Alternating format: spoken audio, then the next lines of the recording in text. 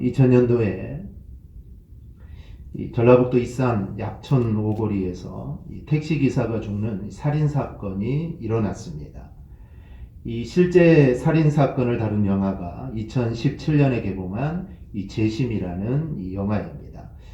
당시 경찰은 이 오토바이를 타고 가던 이 청소년이 택시기사와 시비가 붙어서 살인이 일어났다라고 결론을 짓고 청소년 최모군을 범인으로 체포를 했습니다.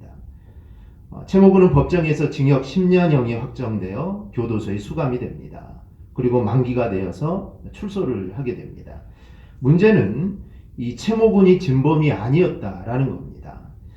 당시 경찰은 이 성과 때문에 무리하게 수사를 진행을 하게 되고, 그리고 최모군을 범인으로 특정한 후에 정황에 맞는 근거 자료들을 수집을 하게 됩니다.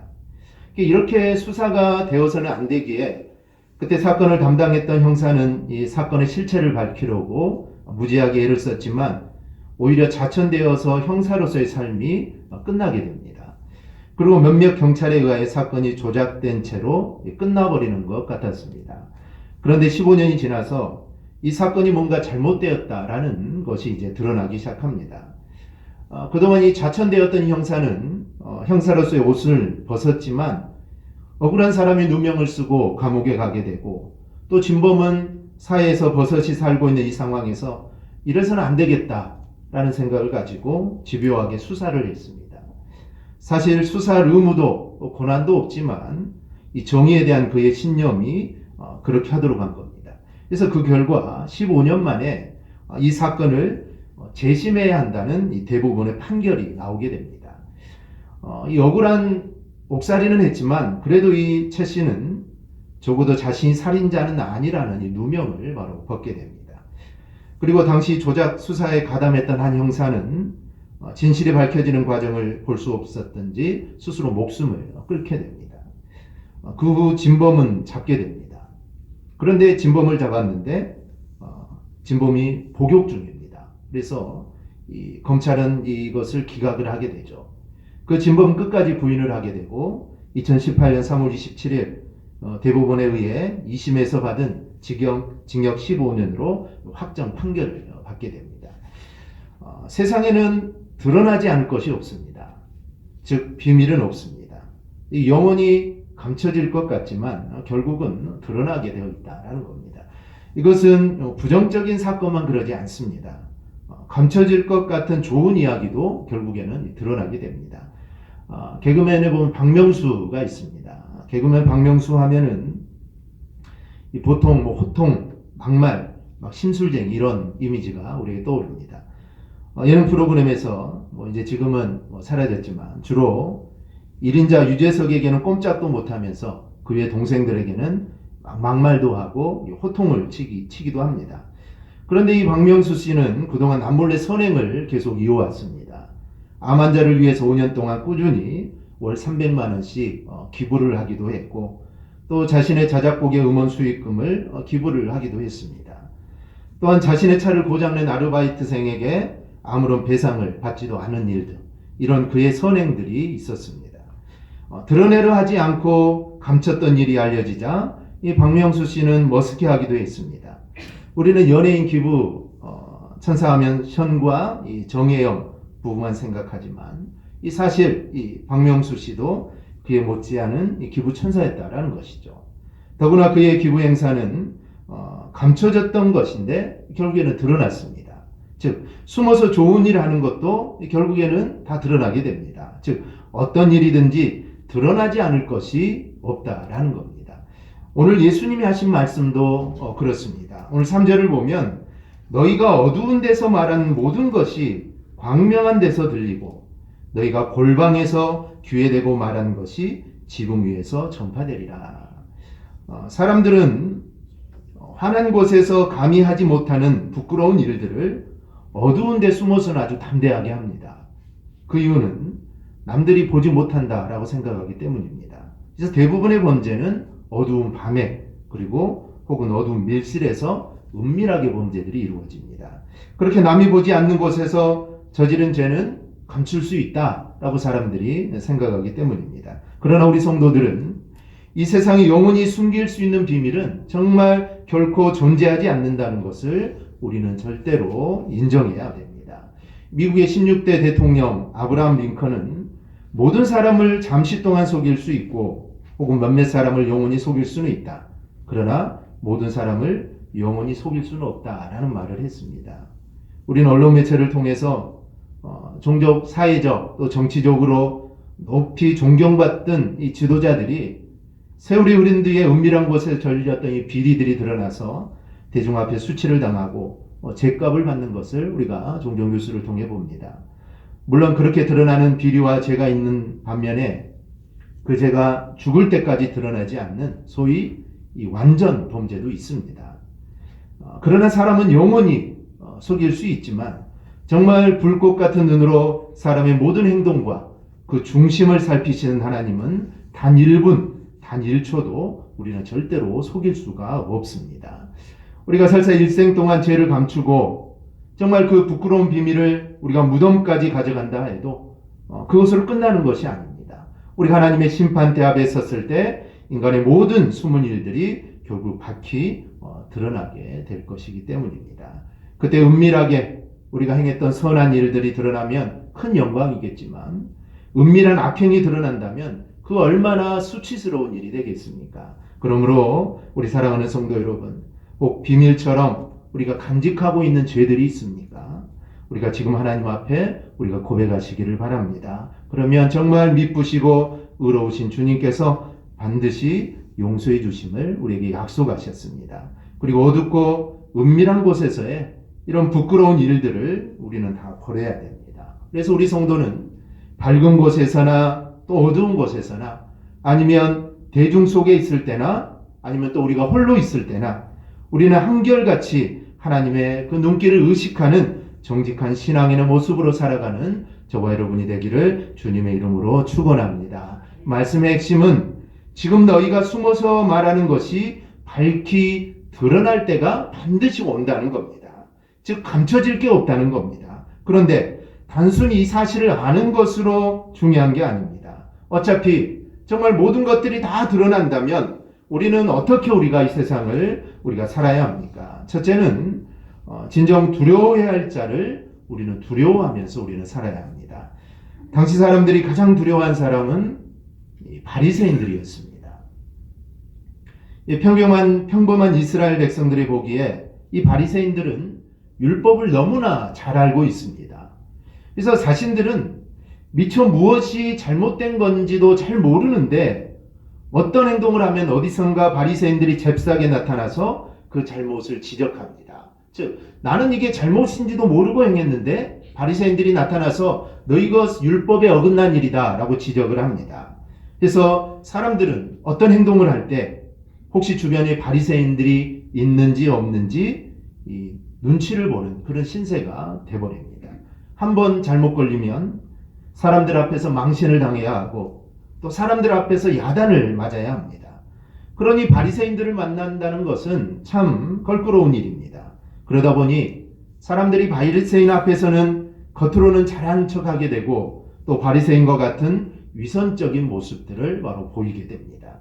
하지만 주님께서는 그러한 바리새인들의 행동에 대해서 바리새인들의 이런 외식하는 가르침, 즉 누룩을 주의하라 라고 주님은 말씀을 합니다.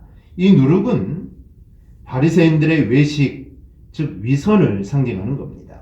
그 이유는 누룩이 지니는 대표적인 특성과 관련이 있습니다. 첫째는 이 부패성입니다.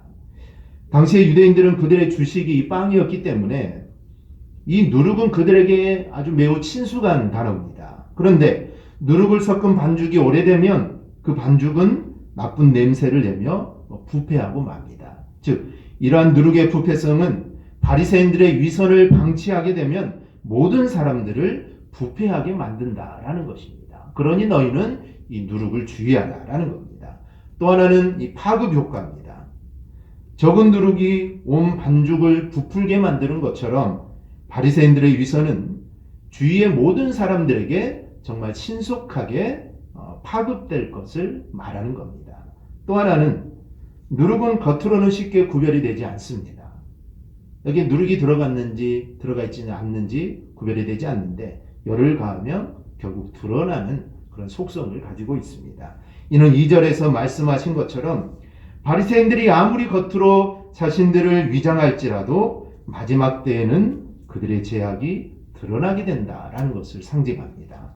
이렇듯 누룩의 속성과 이 바리새인의 모습과는 너무나 닮아 있습니다. 그래서 주님은 그 당시 사람들이 잘 아는, 그래서 당시 정말 친숙한 누룩을 통하여 너희는 바리새인들의 외식을 주의하라 라고 경고합니다.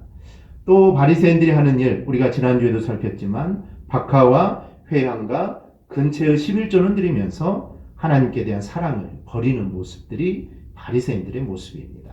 즉 바리새인들은 삶 자체가 외식입니다. 겉과 속이 달랐다는 것이죠. 그들의 눈치를 보는 백성들 역시 자기도 알게 모르게 외식하는 모습들을 보이게 되었다라는 겁니다.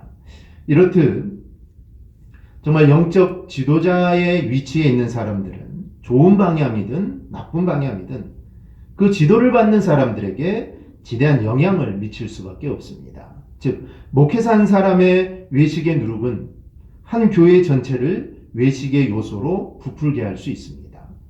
교사 한 사람의 외식의 누룩이 교회 학교 학생들의 영혼을 동일한 누룩으로 병들게 할 수 있다라는 것입니다. 그러므로 진정 지도자의 위치에 있는 사람들은 스스로 내가 나쁜 누룩의 역할을 하고 있는지 아닌지 내 자신을 늘 돌아봐야 됩니다. 즉 나 혼자 외식되는 삶, 나 혼자 누룩의 삶을 살아가면 그거 괜찮겠지만 그 한 사람을 통해 많은 사람들이 그런 삶을 살아갈 수 있게 되기 때문입니다. 그래서 정말 내 자신을 늘 돌아보면서 내가 이런 삶을 살고 있지는 않은가 우리가 늘 살펴봐야 됩니다. 즉 목회자도 중요하고 또 교사들도 중요합니다.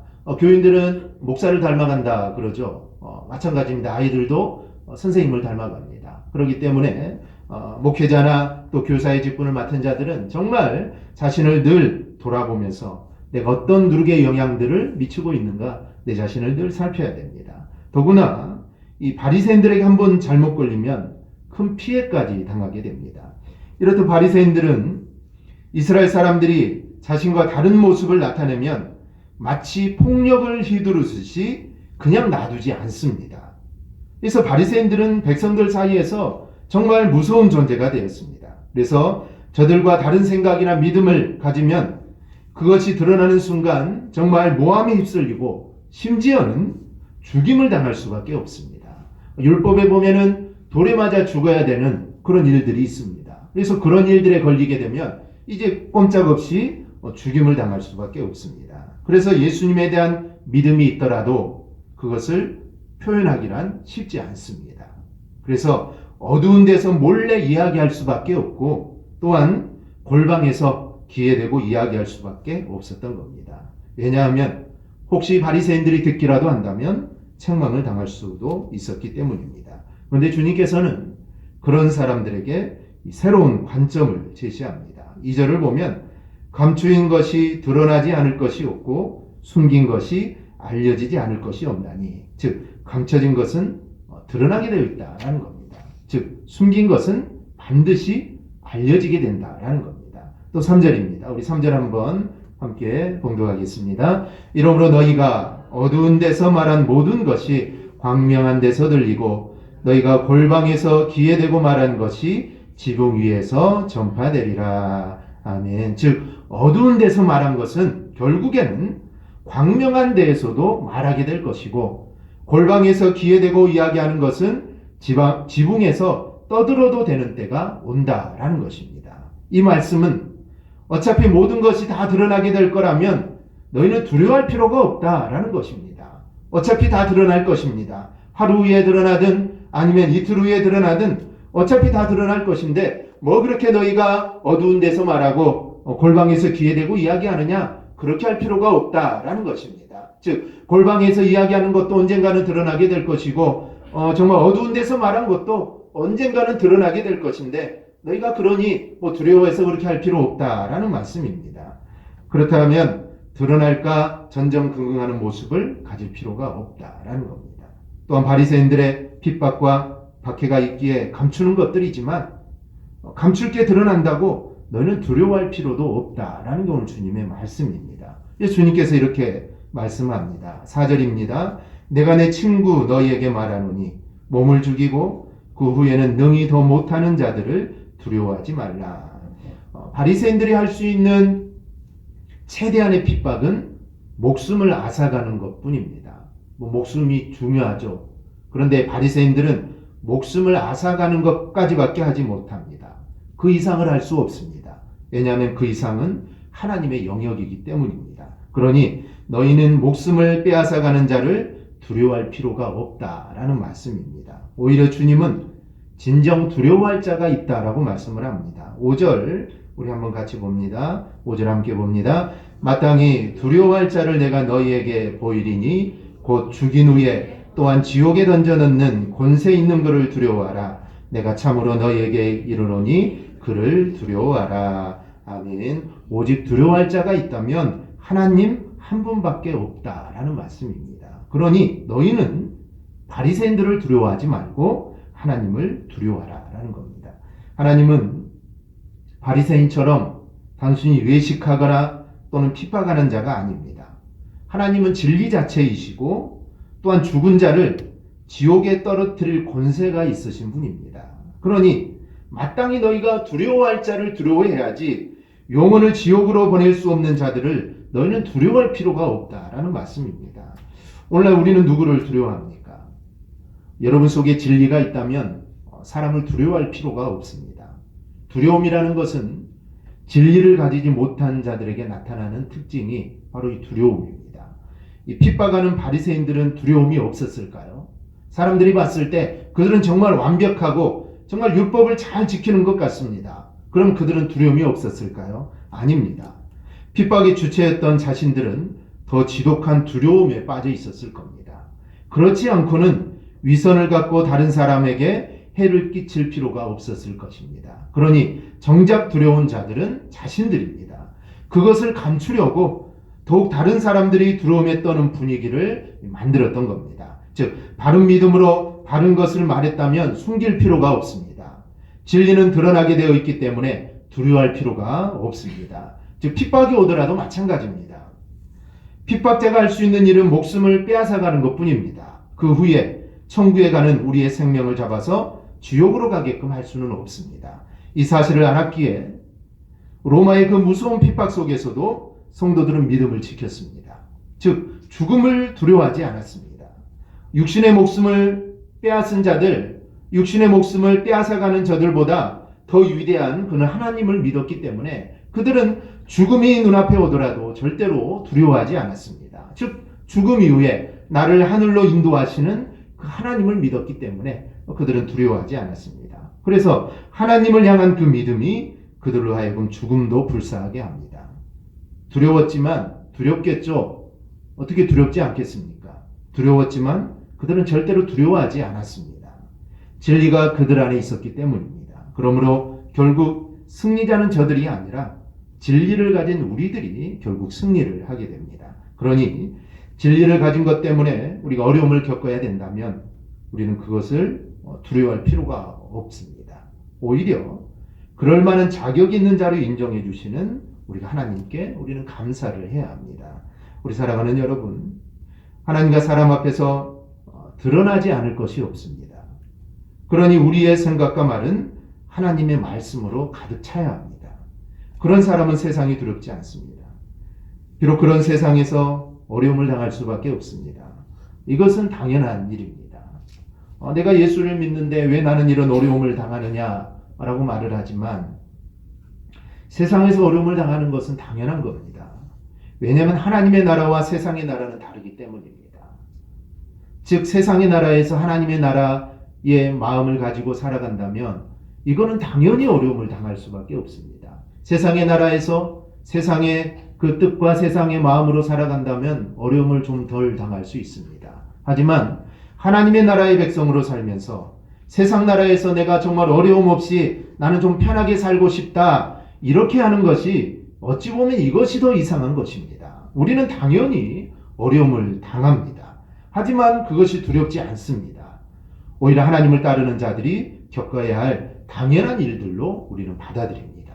그리고 세상보다 더 위대하신 하나님이 나를 보호하시고 나를 돌보시기에 우리는 절대로 두렵지 않는 것입니다. 바로 이러한 믿음이 우리 안에 가득하기를 주님의 이름으로 축원합니다. 둘째는 하나님이 돕는다는 것을 우리는 알아야 합니다. 하나님께서 우리를 어느 정도 알고 계실까요? 본문에서 그 표현이 상당히 의미심장하게 나타납니다. 7절을 보면 하나님은 우리의 머리털까지도 전부 아시는 분이다 라고 합니다. 이 말은 우리를 속속들이 아신다는 표현입니다. 그런 하나님께서 우리를 도우신다면 당연히 두려울 게 없어야 합니다. 주님께도 이 부분에 대해서 6절에서 참새에 대해서 말씀합니다. 참새 5마리는 2아사리온에 팔린다 라고 말을 합니다. 마태복음 10장 29절을 보면 참새 2마리가 1아사리온에 팔린다 라고 말씀을 합니다. 이는 참새 2마리가 1아사리온에 팔리지만 참새 2아사리온어치를 한꺼번에 사면은 원래는 4마리지만 1마리를 더 끼워서 준다는 것이죠. 2 플러스 1이죠. 그 말은 그만큼 하찮은 것이다 라는 것입니다. 1아사리온에 2마리를 사는 것, 2아사리온에 4마리를 사는데 1마리를 더 끼워준다 라는 것이죠. 당시 아사리온은 로마 화폐로 일일 노동자의 하루 품삯의 16분의 1에 해당되는 돈으로 오늘날로 한 사람은 5,000원, 6,000원 정도 되는 돈입니다. 참새 5마리면 12,000원 정도 살 수 있는데 그만큼 헐값에 팔리는 작은 존재다라는 겁니다. 그런데 그런 참새도 하나님께서는 잊어지는 존재가 아니다라는 겁니다. 그런 예수님께서 참새를 언급하신 것은 참새의 존재 가치를 강조하신 것이 아니라 이는 오히려 정말 이 참새보다 훨씬 귀한 존재인 정말 제자들에 대한 하나님의 절대적인 보호를 지금 강조하시는 겁니다. 즉 하찮은 참새도 하나님께서는 그냥 땅에 떨어지게 않게 하시는데 하물며 머리털까지 다 세실 정도로 관심을 갖고 있는 당신의 백성이라면 이거는 두말할 필요가 없습니다. 즉 전능하신 하나님께서 돌보고 계시는데 우리가 두려워할 게 무엇이겠습니까? 사실 사람들이 두려워하는 이유는 하나님을 모르고 또 그 하나님께서 나를 보호하신다는 사실을 모르기 때문에 두려워하는 겁니다. 전능하신 하나님께서 나를 사랑하시고 나를 보호하신다는 것을 아는 사람은 두려워하는 것이 아니라 오히려 더 담대해집니다. 우리가 요수아와 이 갈렙을 생각해 보세요. 가나안 땅을 정탐한 후에 나머지 10명의 정탐꾼들은 한결같이 가나안 땅은 이스라엘 백성들을 삼킬 땅이라고 말을 합니다. 그곳에 사는 아낙 자손은 말 그대로 거인들입니다. 그들과 비교할 때 우리들은 정말 메뚜기와 같다라고 말을 합니다. 또한 그 땅에서 정말 풍성한 실과를 가지고 왔지만 이건 역시 그들이 보기에는 그만큼 사람의 희생을 요구하는 땅이라는 증거로 그들은 보게 됩니다. 동일한 관찰에 대해서 오직 여호수아와 갈렙만이 다르게 이야기합니다. 이 두 사람은 가나안 족속들이 정말 거인이지만 그들은 자신들의 밥이라고 합니다. 그 이유는 이것은 하나님이 약속하신 일이고 하나님이 함께 하시기에 그들은 밥에 지나지 않다라고 이렇게 보고를 합니다. 10명과 이 두 사람의 차이는 무엇일까요?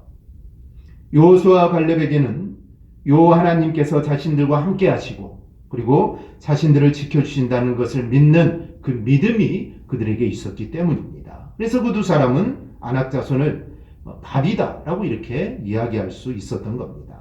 오늘날도 마찬가지입니다. 요 하나님에 대한 확신이 있는 사람, 그래서 그 하나님께서 자신들을 보호하실 것이라는 점을 분명히 아는 자들은 오히려 두려워하지 않고 오히려 담대해집니다. 정말 이 상황에서는 당연히 두려워해야 되고 겁을 먹어야 되는데 오히려 그런 상황에서 오히려 더 담대해진다는 것이죠. 즉 다윗의 고백과 같이 설령 사망의 음침한 골짜기로 다닐지라도 여호와께서 지팡이와 막대기로 함께 하실 것을 믿기에 담대하게 그 길을 걷는 것입니다. 그러므로 우리는 하나님이 나를 보호하시고 돕고 계심에 우리는 확신을 가져야 합니다. 정말 나의 머리털까지 세실 정도로 우리를 돌보시는 하나님의 주권을 우리는 신뢰해야 됩니다.